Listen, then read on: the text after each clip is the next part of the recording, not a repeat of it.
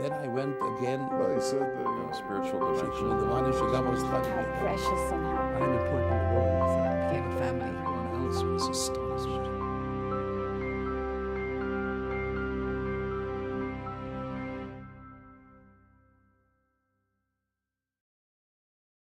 An excerpt from the new Gem film, A Glimpse Through the Veil 2, Wondrous Stories of the Rebe, available now.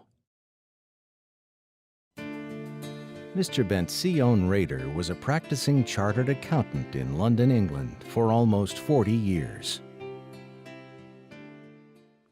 we were once having dinner with some Lubavitcher Hasidim in London, and this gentleman was a regular donor to Lubavitch. At that time, I think one of their major donors.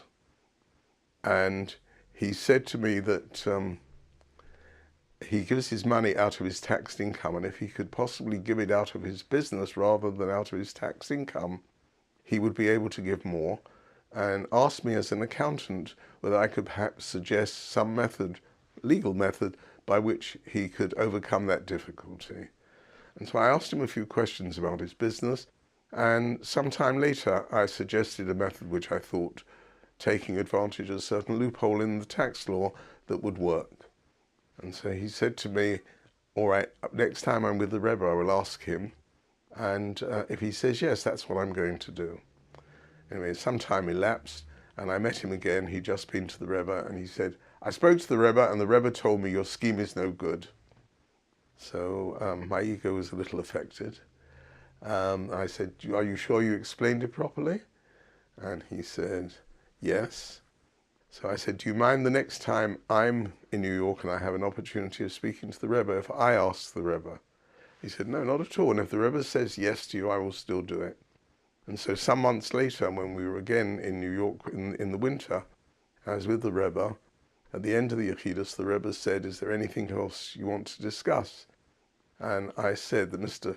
So-and-so had asked me all the details which I've already mentioned, and I had suggested a scheme, but I understood that the Rebbe said that the scheme was not good. And the Rebbe smiled and he said, Chas v'sholom, I never said it wasn't good.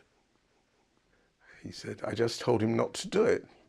So I said, well, seeing as he wants to give money, and if the scheme is good, why shouldn't he do it? And the Rebbe smiled even a little more broadly and said, you'll see. In England, in March, late March, the Chancellor of the Exchequer presents his budget to Parliament with the new tax laws for the next year and all the details of it. And they are highly secretive. They're not even fully discussed with the members of the Cabinet or the Prime Minister.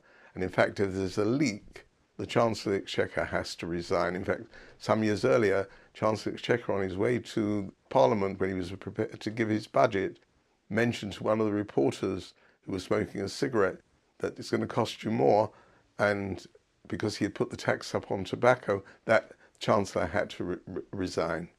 The following March, that's 3 months after this incident with the Rebbe, the Chancellor presented his budget, closed the loophole that I had tried to exploit, and not only did that, but did so retrospectively, which was very rare.